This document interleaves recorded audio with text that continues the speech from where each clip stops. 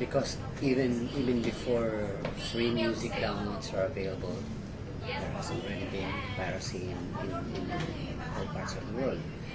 Piracy in the sense that when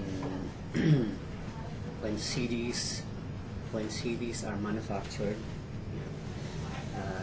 that digital copy is in itself a master copy, and everybody can reproduce, can just burn it and reproduce it at will, okay, without going through the legal processes. Now the digital age, the digital revolution, the availability of music online only adds fire and impunity to people to download them for free. It's more of a medium. It's more of the medium. Yes, that is correct. Sir. Worldwide, the effect of the music piracy is huge. About 5 years ago, maybe both audio and video piracy, we were losing about 80% of our revenues from piracy. Okay, but because there's a concerted effort to at least control to the minimum, and this has been a worldwide cooperation among countries. The degree of piracy has now been arrested to a certain level, and now maybe about 30 to 40% only. That the bigger chunk of that constitutes the video. For audio, it has abated somewhat because of the cases, the copyright infringement cases that have been filed by the multinational companies all over the world. So we're getting there slowly, but still is a big problem both locally and internationally. Okay, we manage the songs of the songwriters. They assign to us the publishing rights and we license them out, and therefore if the usages have been somewhat affected by piracy, then our income is also affected very greatly. About 4 years ago, music publishing in the Philippines is not that active because of piracy. But because of all the efforts that have been done to combat piracy all over the world, that income has slowly been, increasing and returning to the level that we foresaw before as our income from all the music that we've been using. But still is a big problem both locally and internationally. Okay, for the composers, their income has been affected very, very greatly, especially for those prolific songwriters like Diane Warren, for example, who compose songs for big artists like Celine Dion, and their income from all over the world has been affected by piracy.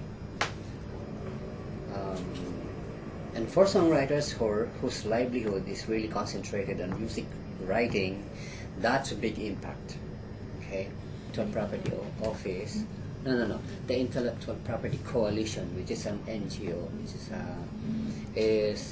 is I think in cooperation with PhilSCAP, and I think CATA is the Organization of Filipino Composers. PhilSCAP is the collecting society for composers. So in collaboration with all these NGOs, I think steps are now being taken to really pinpoint on, because I think they are gathering data on the presence or on the existence of illegal peer-to-peer downloading, and sooner or later they they will file some cases. Sure, That's why our tagline is that music is not for free. Okay, so that simply means that even if it's a physical CD or an online downloading, that is not for free. Those are the properties of composers and record companies and music publishers, and therefore you have to pay royalties. Now, there will be tranches of information campaign. We finished for the physical CD, and that's what we witnessed. That has some real impact on and music piracy, at least locally. Now, because these are NGOs, budget constraints are experienced every day of their lives. I think the second tranche of the information campaign will now focus on illegal online downloading. The bigger threat is the online downloading, because with the lack of technical capability, for example, of the Philippines vis-a-vis the Western countries, okay, we're at the losing end. There will be illegal online downloading portals left and right, and in the absence of those technical capabilities, we will be left behind. We can, of course, to a certain degree, yes, we can address that issue, but without the support of the international industry, we will, I hate to say it, but we will experience a losing battle in this. But having said that, we are observing in the international realm, for example, the thousands of suits and cases filed by the World Intellectual Property Office and the multinational recording companies in the US, in the Europe, against illegal downloading, has a certain effect, and we hope that the rippling effect will go from west to east to Southeast Asia.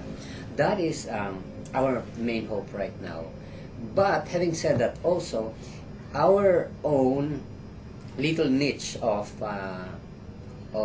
advocacy people in the Philippines are also addressing this digital piracy issue with the help of other invited to small gatherings, small caucuses, forums with songwriters or even the general public. My tagline is always like this: music is not for free. It's an intellectual property of the composers.